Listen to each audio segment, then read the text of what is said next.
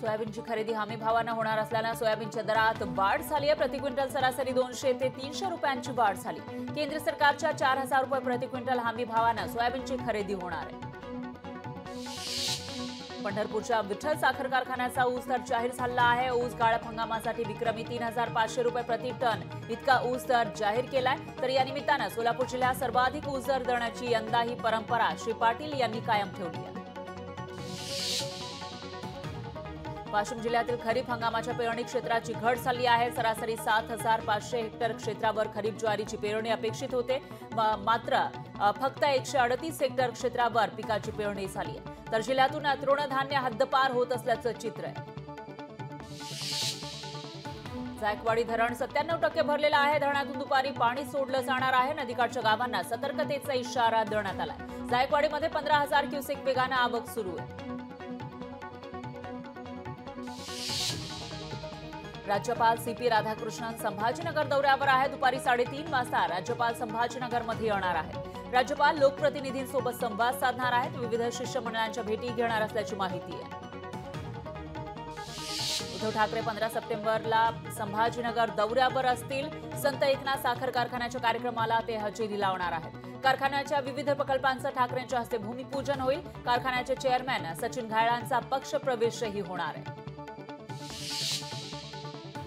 छत्रपती संभाजीनगरमध्ये एमआयएमची महत्त्वाची बैठक होणार आहे। या बैठकीनंतर विधानसभेसाठी मवियासोबत युतीच्या घोषणेची शक्यता आहे। काही दिवसांपूर्वी इम्तियाज जलील यांनी मवियासोबत जाण्याचं सूचक वक्तव्य केलं होतं।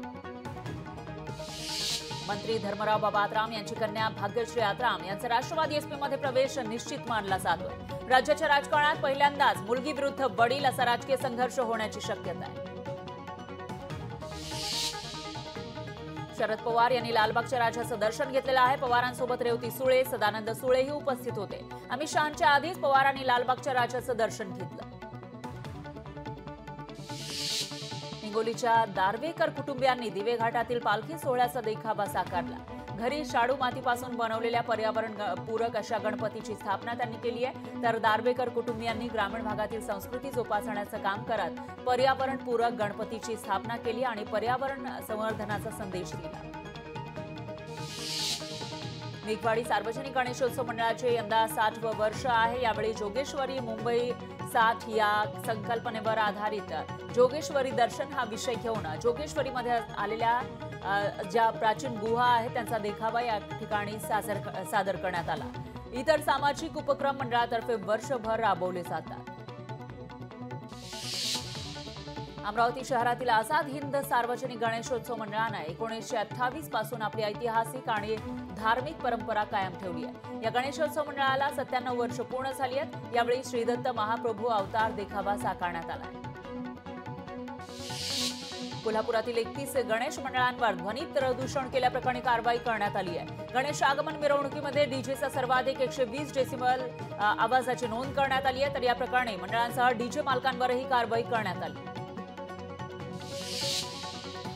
संभाजीनगरमध्ये फॅन्सी नंबर प्लेट लावलेल्या वाहनांवर पोलिसांनी दंडात्मक कारवाई केली। केंद्रीय मंत्र्याचा भाचा असल्याचं सांगत वाहनधारकाकडून पोलिसांवर दबाव टाकण्याचा प्रयत्न सुरू होता, पण कुठल्याही दबावाला बळी न पडता पोलिसांनी कारवाई केली। हिंगोली जिल्ह्यातील प्राथमिक आरोग्य केंद्रामध्ये डॉक्टर गैरहजर असल्यानं रुग्णांची गैरसोय होतीये। जिल्ह्यातील पूरस्थितीमुळे अनेक भागामध्ये रोग पसरलेत, मात्र डॉक्टर उपलब्ध नसल्यानं रुग्णांची हेळसांड सुरू आहे। वाशिम जिल्ह्यामध्ये शासनाकडून निधी मिळत नसल्यानं 40 पेक्षा जास्त पाणंद रस्त्यांची अवस्था जैसे थेच आहे। यामुळे शेतकऱ्यांची मोठ्या प्रमाणामध्ये गैरसोय होतीये। याकडे शासनानं त्वरित लक्ष द्यावं अशी मागणी केली जाते। परभणी जिल्ह्यामध्ये झालेल्या अतिवृष्टीमुळे 3 लाख हेक्टरवरील पिकांचं नुकसान झालं आहे। या नुकसानीची पाहणी करण्यासाठी राजू शेट्टी, छत्रपती संभाजीराजे, बच्चू कडू यांच्यासह अनेक नेते जाणार आहेत। पिकांची पाहणी करून ते शेतकऱ्यांशी संवाद साधणार आहेत। भाजपनं बांगलादेशी मुस्लिम आणि रोहिंग्या मुक्त जम्मू काश्मीरचा संकल्प केलाय। जम्मू काश्मीरच्या निवडणुकीसाठी भाजपनं जोरदार प्रचाराला सुरुवात केली आहे। एलॉन मस्क या श्रीमंतीमध्ये वाढ झाली आहे। मस्क 2027 पर्यंत ट्रिलियनियर बनणार आहे। आतापर्यंत जगातील फक्त 8 कंपन्या $1 ट्रिलियनच्या बाजार भांडवलामध्ये अव्वल स्थान मिळवू शकल्या।